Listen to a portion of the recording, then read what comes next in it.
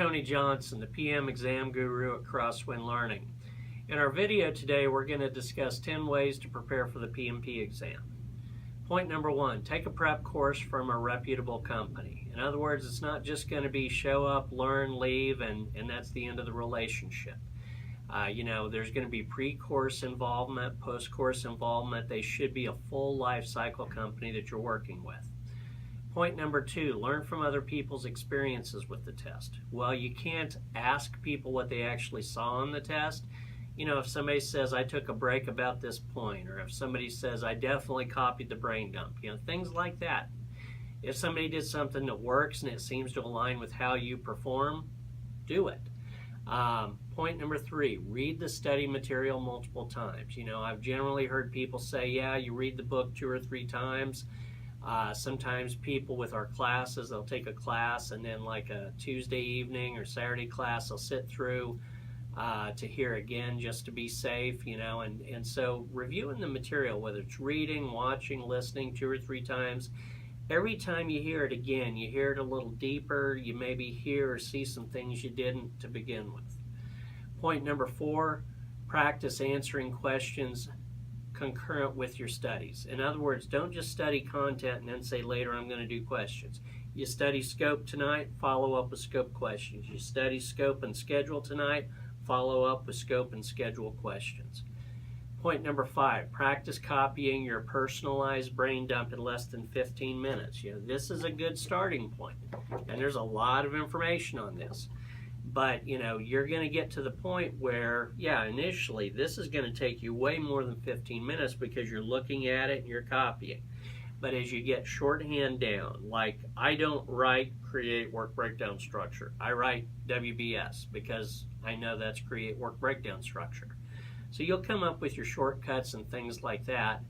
But you want to make sure you've got this down to 15 minutes or less because you're going to have to do this during the start of your test, during that 4 hours.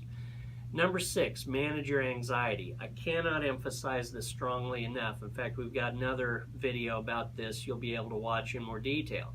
But there's what I call an anxiety curve. If you think about a normal distribution in statistics, to the left, the tail of it is too little anxiety. In other words, literally somebody's going, are you awake?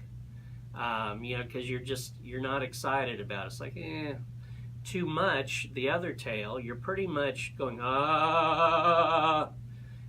and so between those two tails, that's where I want you to be. You have enough anxiety that you're a little uncomfortable, you're giving it the attention and the respect it deserves. That means you're alive.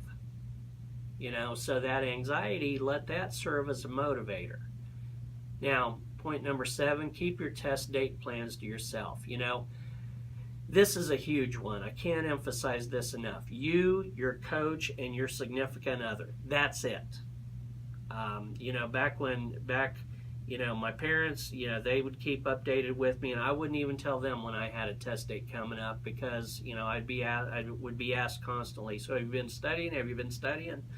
But like I knew a guy that was running a PMO once, not a PMP yet, and he had PMPs in the project management office reporting to him. Well, everybody knew his test date. No pressure. No pressure.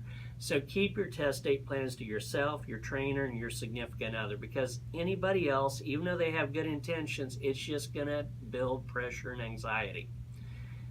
Be accountable to your study partner if you are doing a study group. In other words, hold each other accountable. A lot of people that works really well for. Okay, you're studying scope this time, and you're going to teach it to me, and I'm going to be studying time or schedule next time, and I'm going to be teaching it to you, or I'm going to be leading the conversation, if you will. And you can hold each other accountable that way. Point number 9, follow your trainer or coach's advice. Remember, go into some LinkedIn group, Facebook group, Google group. They have value. Don't get me wrong. They do have value. But do you if you were feeling sick, would you go to the doctor's office and talk to patients in the waiting room to ask what they thought was wrong with you, or would you want to talk to the doctor?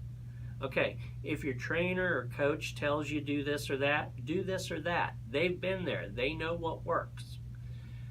Point number 10, practice taking the full 200 question practice test at least twice. I want you to know what the full marathon feels like. You know, I can run across a room. Does that mean I can run the marathon? You know, what's the Boston Marathon? 26 miles or something? I can all but guarantee I cannot run the Boston Marathon, even though I can run across the room. Well, just because you can run across the room, that's kind of the equivalent of doing 20 questions. 20 questions is nice, but it's not 200. Trust me. There is a huge difference.